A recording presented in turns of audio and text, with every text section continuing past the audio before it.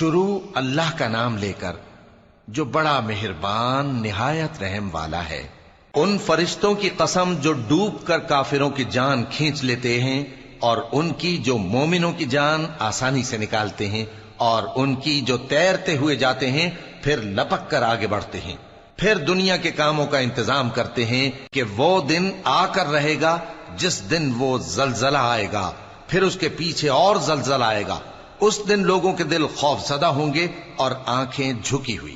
کافر کہتے ہیں کیا ہم الٹے پاؤں پھر لوٹیں گے؟ بھلا جب ہم کھوکھلی ہڈیاں ہو جائیں گے تو پھر زندہ کیے جائیں گے؟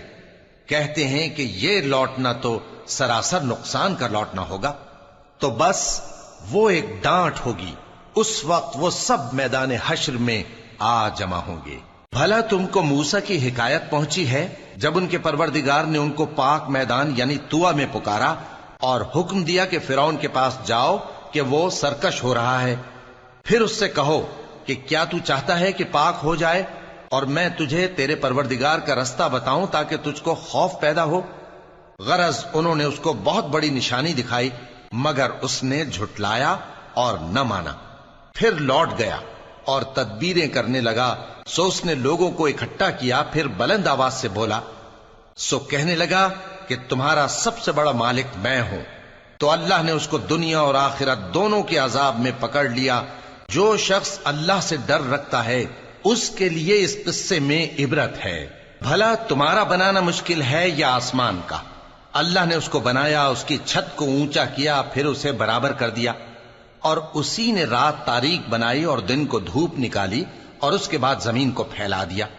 اسی نے زمین میں سے اس کا پانی نکالا اور چارہ اگایا اور اس پر پہاڑوں کا بوجھ رکھ دیا۔ یہ سب کچھ تمہارے اور تمہارے مویشیوں کے فائدے کے لیے کیا۔ پھر جب وہ بہت بڑی آفت آئے گی اس دن انسان جو محنت وہ کرتا رہا یاد کرے گا، اور دوزخ دیکھنے والے کے سامنے لا کر رکھ دی جائے گی۔ اب جس نے سرکشی کی اور دنیا کی زندگی کو مقدم رکھا تو اس کا ٹھکانہ دوزخ ہی ہے، اور جو اپنے پروردگار کے سامنے کھڑے ہونے سے ڈرتا اور نفس کو بیجا خواہشوں سے روکتا رہا تو اس کا ٹھکانہ بہشت ہی ہے۔ اے پیغمبر صلی اللہ علیہ وآلہ وسلم، لوگ تم سے قیامت کے بارے میں پوچھتے ہیں کہ اس کی آمد کب ہے، سو تم اس کے ذکر کی طرف سے کس فکر میں ہو؟ اس کا منتہا یعنی واقع ہونے کا وقت تمہارے پروردگار ہی کو معلوم ہے۔ جو شخص اس سے ڈر رکھتا ہے تم تو اسی کو ڈر سنانے والے ہو۔ جب وہ اس کو دیکھیں گے تو ایسا خیال کریں گے کہ گویا دنیا میں صرف ایک شام یا ایک صبح رہے۔